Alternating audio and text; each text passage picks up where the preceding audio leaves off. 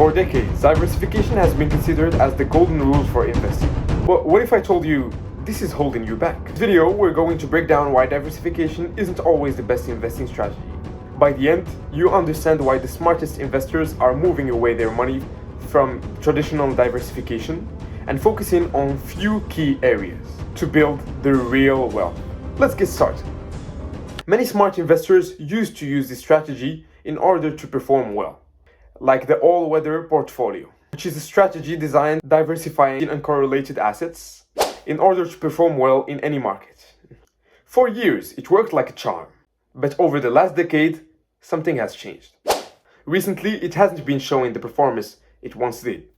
Talking about the 10-year annualized return, the S&P 500 made 12%, while the all-weather portfolio made only approximately 5%. That's great. It's giving the average return, but not as the S&P 500 did.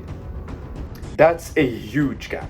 The answer lies in the changing economic markets. We're living in a world with high inflation. As you can see here, the M2 in the US money supply has been growing by 8.4% per year over the last 4 years.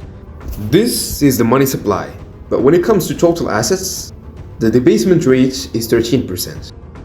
Just to keep up with inflation. But the problem is that when you diversify across many assets that aren't beating inflation, you're essentially losing your purchasing power.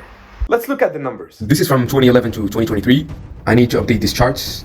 As we can see, the best performing asset is Bitcoin with 144% return. The second best performing asset class, not individual stock, is the Nasdaq 100, and it did 17.4%. The S&P 500 in fourth did 12.5%.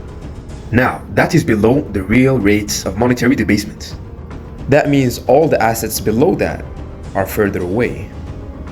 So averaging, for example, a 10% asset, 8% asset, 3.1, 2.3, I would get an average of 5%, which is a lower return. While I could go to the S&P 500 and at least keep up with the monetary debasement. Or I could go to some like these, like Bitcoin, the Nasdaq, and make way more. This brings us to a critical point. Diversification only works if you're diversifying into assets that are beating inflation.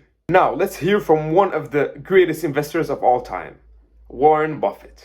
To put a lot of money in things that we feel strongly about. And that gets back to the diversification question.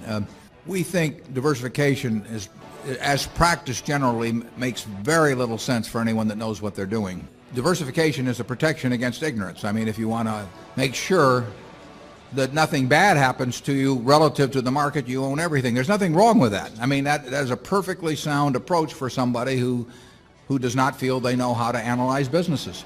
Yeah, you know, if all you have to achieve is average, it may preserve your job, but it's a confession, in our view, that you don't really understand the businesses. Buffett's approach is to focus on few high-conviction investments rather than spreading his money. The key takeaway here is that diversification isn't inherently bad. It's just not the best strategy if you want to build real wealth. Instead of trying to protect yourself from every possible risk, focus on the opportunities. Where should we be focusing our money? This is the era where Bitcoin, AI, decentralized systems, and autonomous technology. These are the areas where the smart money is flowing. The lesson here is clear. Instead of diversifying in outdated assets, focus on the sectors and technologies that are driving our societies. To build wealth, you need to adapt. Thanks for watching. If you found this video helpful, make sure to subscribe and hit that notification. It's time to act and understand the future. See you in the next video. Peace. I'm out.